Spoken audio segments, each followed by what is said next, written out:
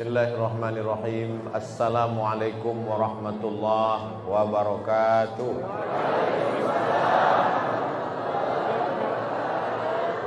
Alhamdulillah wassalatu wassalamu ala Rasulillah Sayyidina wa Maulana Muhammad ibn Abdullah wa ala alihi wa sahbihi wa man tabi'ahu wa mawalah. Yang sama-sama kita hormati ketua beserta seluruh pengurus Masjid Al-Munawwarah, alim ulama, cerdik pandai, tokoh masyarakat, hadirin hadirat yang besar tak diimbau gelar, yang kecil tak disebut nama. Insyaallah semua yang hadir malam ini dimuliakan Allah Subhanahu wa taala. Amin ya rabbal alamin. Malam ini acara kita adalah apa acara kita nih? Kajian. Nanti sobi halal bihalal, pokoknya tidak ada ditulis halal bihalal. Malam ini kajian kita tentang sifat-sifat orang yang bertakwa. Karena banyak jamaah ini bertanya, Ustaz Abdul Somad, apa tanda orang dapat Lailatul Qadar? Apa tanda orang puasanya diterima? Apa tanda orang apakah kita dapat? Malam inilah kita kaji insyaallah. Sifat yang pertama, a'udzubillahi minasyaitonirrajim, alladzina yunfiquna fis sarra'i wad dharra. Orang yang bertakwa, yang lulus dari madrasah Ramadan, sifatnya yang pertama adalah yunfiquna fis sarra'i wad dharra, bersedekah waktu sempit maupun waktu lapang. Dan insyaallah jamaah Masjid Al-Munawwarah lulus untuk yang nomor 1 ini insyaallah. Karena tadi waktu saya mau masuk parkir, saya dengar suara Ustadz Al-Nob mengatakan ada jamaah, kata dia menyumbang 500 juta kata Ustadz Al-Nob. Hah? Ada rencana. Hah? Ada yang rencana. Rencana. Mudah-mudahan rencana tercapai insyaallah. Amin. Alladzina yunfiquna fis sarra, mampu bersedekah waktu lapang, wad dharra, maupun waktu sempit. Kenapa orang yang Ramadannya berhasil itu sifat yang pertama bersedekah? Karena mampu melawan hawa nafsu 30 petang lamanya. Ketika siang Ramadan rasanya air sungai Siak itu mau diminum semuanya, macam teh tarik dari jembatan Leton. Menengok lampu merah pun macam semangka, semuanya mau ditelan. Tapi begitu azan berkumandang, Allahu Akbar, Allahu Akbar, masuk seteguk dua teguk air, masuk korma, kata Nabi ganjil 1, 3, 5. Alhamdulillah Pak Ustaz, saya sesuai dengan sunnah Nabi udah masuk 1, 3, 5, 3 biji, 3 kotak masuk. Maka tahulah dia hakikat hawa nafsu. Mana nasi yang tinggi membumbung dipersiapkan tadi? Ternyata nafsu itu hanya di mata saja. Makanya orang tua-tua kita dulu mengatakan, "Iko nafsu mato." Nafsu mata itu maksudnya waktu ditengok semua dibeli. Bapak-bapak kalau sudah keluar rumah jam 6 sore semua dia beli. Begitu sampai pulang ke rumah dimakan satu yang lain. Antarkan ke rumah anak yatim, antarkan ke fakir miskin. Bersedekah itu jam 6 sore, bukan bersedekah jam 10 malam daripada busuk, daripada basi. Kalau dia lewat di tenggorokan kita jam 6.25 saat azan maghrib berkumandang, maka lewat di tenggorokan leher anak yatim, fakir miskin dan duafa juga jam yang sama. Karena leher mereka juga sama dengan leher kita. Begitulah nilai orang yang lulus dari madrasah Ramadan. Malam ini nampaknya saya sedang berceramah tapi sesungguhnya saya sedang menceramahi diri saya. Hai Abdul Somad, jangan sampai kau hanya menceramahi orang di bulan suci Ramadan. Tiap malam kau katakan la'allakum tattaqun. Apa sifat orang bertakwa? Yunfiquna fis sarra'i wad dharra, bersedekah waktu lapang dan sempit. Kalau ditunggu lapang tak akan pernah lapang. Aku nantilah bersedekah menunggu anakku tamat sekolah. Anak kau udah tamat sekolah, biaya makin tinggi, sekarang kuliah. Nantilah kalau anak sudah tamat kuliah, tak juga bisa bersedekah. Kenapa? Menabung anak mau nikah. Nantilah kalau anak sudah nikah, begitu anak sudah nikah, tak juga bersedekah. Kenapa? Menantu sudah hamil, mau melahirkan, takut sesar. Nantilah kalau cucu sudah lahir, begitu cucu lahir, tak juga bersedekah. Kenapa? Mau masuk TK, biayanya mahal. Sampai mati tak akan pernah bersedekah. Maka sempat-sempatkan di waktu sempit, luang-luangkan di waktu kosong lapang. Disitulah dapat derajat orang yang bertakwa. Tapi baru 1/6. Karena sifat yang mau kita bahas malam ini 6 sifat orang yang bertakwa. Bapak Ibu yang dimuliakan Allah Subhanahu wa taala. Jadi apa yang kita lakukan malam ini adalah menolong agama Allah. Orang-orang yang sudah mati itu nanti kalau ditanya oleh Allah Ta'ala, hai jenazah-jenazah, mau kalian hidup lagi? Semua jenazah mengatakan, laula akhartani ila ajalin qarib. Kalaulah kami dikasih hidup walaupun hanya semenit, sedetik, hidupkan kami ya Allah. Kalau ku hidupkan kau sedetik, kau mau apa? Kata Allah. Apa kata mereka? Fa as-saddaqa. Kalau kami hidup, kami mau apa pula bersolawat? Bersodakoh. Kami mau bersodakoh, kata dia.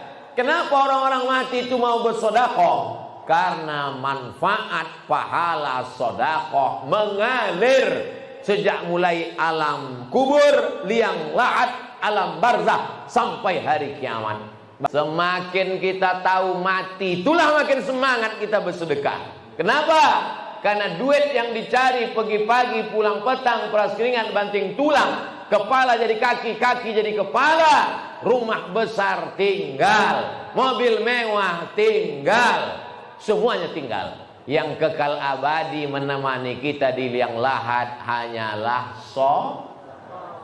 sholat sunat pula, kata dia.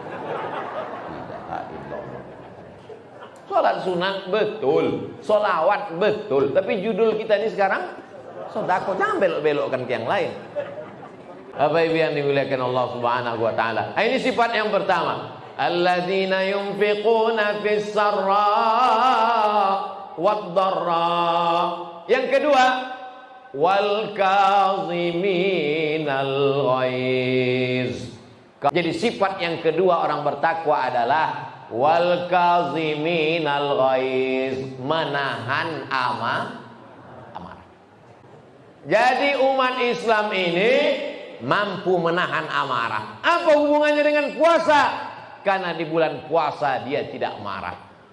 Bapak Ibu yang dimuliakan Allah Subhanahu wa taala, kalau ada orang mencaci makimu, mengajakmu kelahi waktu bulan puasa, maka katakanlah 2 kali, inni shaim, inni shaim.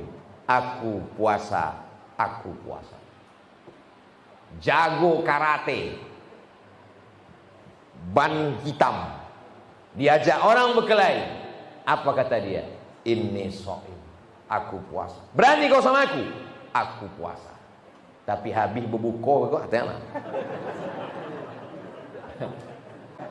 Bapak Ibu yang dimuliakan Allah Subhanahu wa taala, ketika sanggup melawan tapi dia tidak melawan karena dia takut kepada Allah, maka orang itu disebut sebagai wal kaziminal ghaiz, orang yang mampu menahan amarah. Inilah keberhasilan Ramadan. Jamaah yang dimuliakan Allah Subhanahu wa taala, jadi maksud saya ini bukan berarti menahan amarah itu tidak marah. Itu bodoh namanya.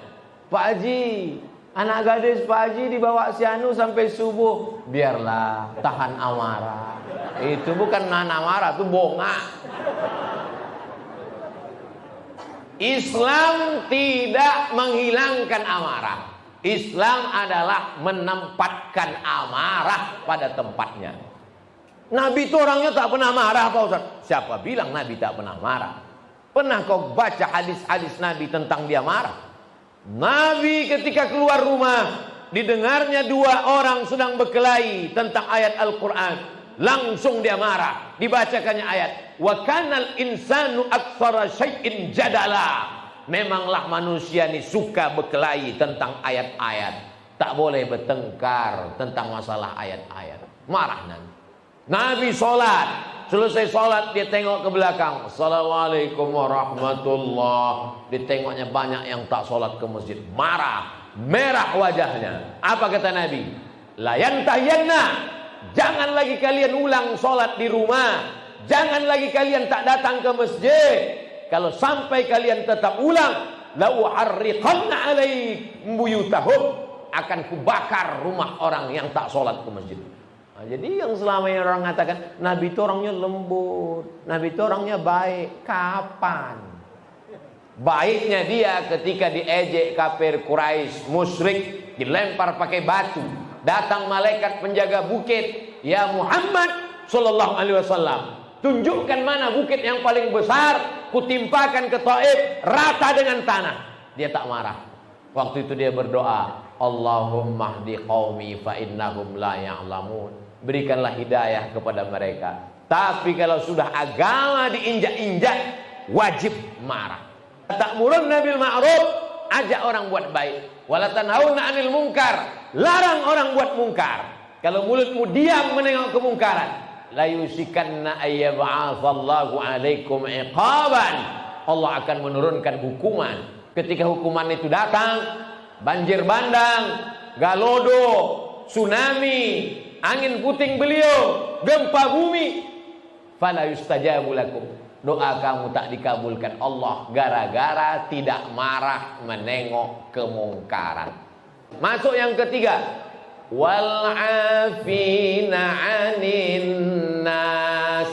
Sifat orang yang berhasil keluar Ramadan mendapatkan titel takwa itu adalah wal afina 'anin nas, memaafkan orang lain. Jamaah yang dimuliakan Allah Subhanahu wa taala, wal afina 'anin nas diambil dari kata afa ya'fu. Afa ya'fu, ma'fu, maaf. Dari bahasa Arab. Itu artinya tapak kaki yang menginjak pasir basah di tepi pantai. Kita kalau berjalan di tepi pantai, pasir itu basah, kan nampak jejak kaki kita. Lalu kemudian ketika ombak datang menghapus pasir pantai, kira-kira nampak tak bekas tapak kaki itu lagi? Tak nampak. Begitulah maaf itu sampai hilang, tak berbekas sama sekali. Jamaah yang dimuliakan Allah Subhanahu wa taala, bersih bersama maaf. Inilah yang diminta. Makanya kita selalu mengucapkan minal aidin wal faizin. Kenapa makna minal aidin? Kembali suci bersih sebelum tisu kena darah jerawat. Yang berjerawat tersinggung. Kembali suci bersih sebelum tisu kena kulit yang luntur. Ini kan kalau sudah dihapuskan luntur kulit kan. Nampak. Maka balik dia, minal aidin, kembali suci bersih. Wal faizin, faiz artinya menang. Menang melawan apa? Melawan hawa nafsu. Nafsu makan, menang, kita melawannya. Nafsu politik, menang, kita melawannya. Tapi nafsu untuk tidak memaafkan, ini luar biasa. Apakah Abdul Somad bisa memaafkan semua orang? Insya Allah. Wala taqulanna li syai'in inni fa'ilun dzalika ghada. Jangan kau katakan pasti. Insya Allah. Buya Hamka difitnah mau membunuh presiden, mau mengganti dasar negara Republik Indonesia, menjual dokumen negara ke Malaysia. Buya Hamka masuk penjara. Duduk, tapak kaki sepatu naik ke atas mejanya, kelepak. Hai Hamka pengkhianat, menjual Indonesia ke Malaysia.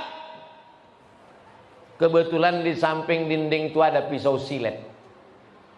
Datang setan berbisik, hai Hamka, ambil pisau silet, potong urat nadimu. Tak ada gunanya kau hidup. Di kampung halamanmu di Maninjau kau datuk, kau bergelar doktor, profesor, tapi kau dituduh sebagai pengkhianat. Baguslah kau mati. Cerita itu ditulis Buya Hamka dalam buku berjudul Tasawuf Modern. Beli bukunya. Buya Hamka ketika mau meninggal dunia, dia minta ambilkan buku itu. Ambilkan buku Tasawuf Modern, mau dibacanya balik untuk menenangkan dirinya. Hari berganti, musim berubah. 4 tahun dalam penjara, Buya Hamka lepas, rezim pun berganti. Apa yang terjadi? Saat Buya Hamka sedang duduk-duduk di rumah, tiba-tiba datang orang membawa secarik kertas. Assalamualaikum. Waalaikumsalam. Siapa? Ada pesan Buya. Apa isinya? Menyolatkan jenazah orang yang memenjarakan Buya. Apa yang terjadi? Buya Hamka datang dan menyolatkan jenazah. Semua orang heboh. Saya pun waktu membaca buku itu, hampir saya campakkan lagi buku. Karena tak sesuai isi buku itu dengan kemauan saya. Andai saya lah yang jadi Buya Hamka waktu itu. Tiba-tiba datang orang, Ustadz Somad, tolong solatkan jenazah. Ada buzzer yang ditabrak truk, kepalanya pecah. Maka saya katakan, cari 1000 ustadz di MDI. Aku tak mau menyolatkannya. Tapi hari itu apa yang dilakukan Buya Hamka? Dia datang menyolatkan jenazahnya. Cerita itu ditulis oleh anak Buya Hamka, namanya Irfan Hamka, dalam buku berjudul Ayah yang dicetak oleh Republika. Saya diminta untuk mengiklankannya, tapi tak dikasih persen. Belilah buku ini, bagus untuk cerita anak-anak kita. Kenapa Ustaz cerita tentang persen tadi? Supaya jangan ada fitnah di antara kita. Tapi bukan berarti Buya Hamka itu tidak marah. Buya Hamka waktu mau naik haji ke kota suci Makkah Al-Mukarramah, naik kapal dari Tanjung Priok. Kapal itu berhenti sejenak di kota Padang. Apa nama pelabuhannya? Teluk Bayur. Tiba-tiba di Teluk Bayur ada orang melarang sholat di dalam kapal. Tak boleh sholat dalam kapal. Maka Buya Hamka mendatangi. Mana orang yang melarang sholat dalam kapal? Itunya Buya. Apa kata Buya? Wa ang kurang aja, apa ang kurang aja, ama ang kurang aja, datuk nenek ang kurang aja. Baca dalam buku ayat. Jadi Buya Hamka itu marah juga. Kapan dia marah dan kapan dia memaafkan orang lain. Buya Hamka luar biasa. Nanti kalau saya cerita tentang Nabi, itu kan Nabi. Cerita tentang sahabat Nabi, itu kan sahabat Nabi. Dan orang awak, dan orang Sumatera, Buya Hamka. Sezaman dengan kita. Meninggal tahun 1980. Jamaah yang dimuliakan Allah Subhanahu wa taala, maka ini adalah contoh. Buya Hamka difitnah. Fitnahnya, novel yang dia tulis itu dikatakan dijiplak dari Al-Manfaluti, penulis Mesir. Buya Hamka adalah orang yang mencuri cerita, plagiator. Buya Hamka tak membalas, dia diam. Akhirnya sampai suatu hari datang anak gadis namanya Astuti, membawa suaminya mu'alaf, matanya sipit. Assalamualaikum. Waalaikumsalam. Kamu siapa? Saya Astuti. Ini suami saya mu'alaf, baru masuk Islam. Tujuan datang, pesan ayah saya, menantuku belajar Islam kepada Hamka. Ayahmu siapa? Ayahku Pramudya Anantatu, orang yang dulu memfitnah Buya Hamka. Begitu cara Pram meminta maaf kepada Hamka, menantunya disuruhnya belajar kepada Hamka. Begitu pula Allah menguji Buya Hamka. Sanggupkah engkau memaafkan orang yang memfitnah? Patutlah Buya Hamka itu dapat gelar doktor. 3 doktornya. Yang pertama dari Universitas Al-Azhar Kairo, Mesir. Yang kedua dari Universitas Sutomo Beragama. Yang ketiga dari Universitas Kebangsaan Malaysia Selangor. 3 doktor. Tak pernah dia kuliah. Saya 4 tahun di Al-Azhar. LC lah dikasih orang. Buya Hamka diundang dari Indonesia, ceramah di Mesir, dikasih doktor. Barulah saya paham. Rupanya kalau kau sanggup mengendalikan marahmu, dunia ini akan bersimpuh di bawah tapak kaki. Boleh untuk update status besok. Kita lanjutkan. Walladzina idza fa'alu fahishatan aw zalamu anfusahum dzakarullah. Yang keempat, orang yang lulus dapat titel takwa Ramadan itu adalah kalau dia silap, dia salah, dia khilaf, dia segera mengingat Allah dan dia berkata fastaghfirullah, beristighfar. Istighfar itu bunyinya astaghfirullah, bukan waktu salah istighfar. Banyak juga orang ketika dia salah, dia silap, dia salah, dia ingat Allah tapi dia tak beristighfar. Cantiknya anak gadis nih, Masya Allah. Nah, itu bukan istighfar, itu mengejek-ejek Allah. Masya Allah, kata dia. Itu bukan istighfar. Istighfar itu adalah berhenti. Yang pertama langkahnya adalah zakarullah, mengingat Allah. Makanya kita disuruh untuk makan ingat Allah. Allahumma barik lana bima razaqtana wa qina azabannar. Mau masuk ke kamar mandi ingat Allah. Allahumma inni a'udzubika minal khubuthi wal khaba'ith. Menengok muka di cermin ingat Allah. Allahumma kama hassanta khalqi fahassin khuluqi. Itu doa bercermin. Banyak orang sekarang doa bercermin, ya Allah, makeupnya tebal kali. Ingat Allah. Guru saya mengajarkan, Pak Ustaz katanya zikirnya itu la ilaha illallah. Bagus. La ilaha illallah, la ilaha illallah, la ilaha illallah, la ilaha illallah. Bagus. Habib mengajarkan ke saya selawat katanya Pak Ustaz. Bagus. Allahumma salli ala sayyidina Muhammad wa ala ali sayyidina Muhammad. Allahumma salli ala sayyidina Muhammad wa ala ali sayyidina Muhammad. Bagus. Mursyid saya tarekat Naqsabandia katanya Pak Ustaz mengajarkan ismu zat Allah Allah. Bagus. Tak berbunyi, tak bersuara. Hanya detak saja dalam jantung. Allah Allah Allah Allah Allah Allah Allah Allah Allah Allah Allah Allah Allah Allah. Satu hari 5.000 kali. Yang kelima adalah fastaghfirullah lidzunubihim, memperbanyak istighfar. Sependek-pendek astagfirullah, astagfirullah, astagfirullah, astagfirullah. Agak panjang astagfirullahalazim. Lebih panjang astaghfirullahalazim alladzi la ilaha illa huwal hayyul qayyum wa atubu ilaih. Terpanjang Allahumma anta rabbi la ilaha illa anta khalaqtani wa ana abduka wa ana ala ahdika wa wa'dika mastata'tu a'udzubika min syarri ma sana'tu abu laka bi ni'matika alayya wa abu bi dzambi faghfirli fa innahu la yaghfiru dzunuba illa anta. Tapi jangan karena mengejar target.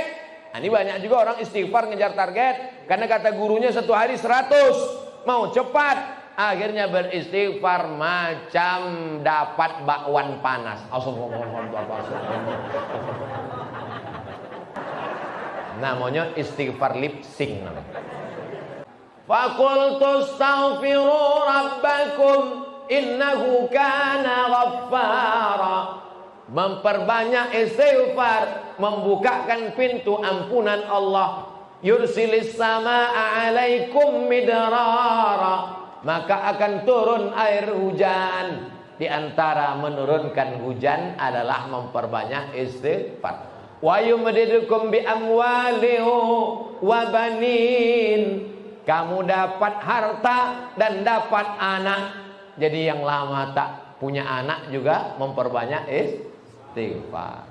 Diberi Allah jalan, macam-macam jalan. Bisa dijadikannya mesin lama itu berfungsi atau digantinya mesin baru.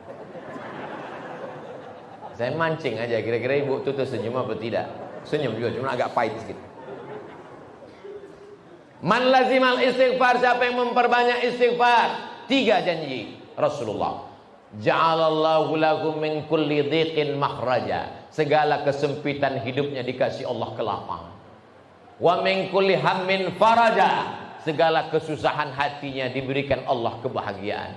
Wa razaqahu min haitsu la yahtasib, dikasih rezeki dari jalan yang tak disangka-sangka.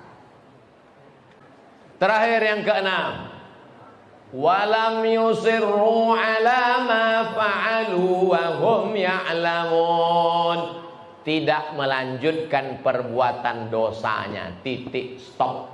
Sebelum Ramadan pernah berzina, taubat. Sebelum Ramadan pernah pakai sabu-sabu, berhenti. Alhamdulillah kawan saya itu dulu pakai sabu Pak Ustaz, sekarang berhenti. Terus pakai ganja. Sebelumnya pernah melakukan perbuatan jahat ke dukun, berhenti. Illa man taba, orang yang bertaubat, wa amana, memperbaiki imannya, wa amila amalan solihah, beramal soleh. Kalau 3 ini dia lakukan, yubaddilullahu sayyiatihim hasanat, semua yang buruk-buruk, yang jelek-jelek, yang dosa-dosa dulu diganti Allah dengan yang baik-baik. Bukan sekedar diampunkan dosanya. Nabi Allah tak mengatakan hilang dosanya. Nah, diganti Allah yang buruk-buruk dengan yang baik-baik. Dengan syarat taubat nasuh. Itulah 6 sifat orang yang lulus mendapatkan madrasah Ramadan, alumni Ramadan, titelnya takwa.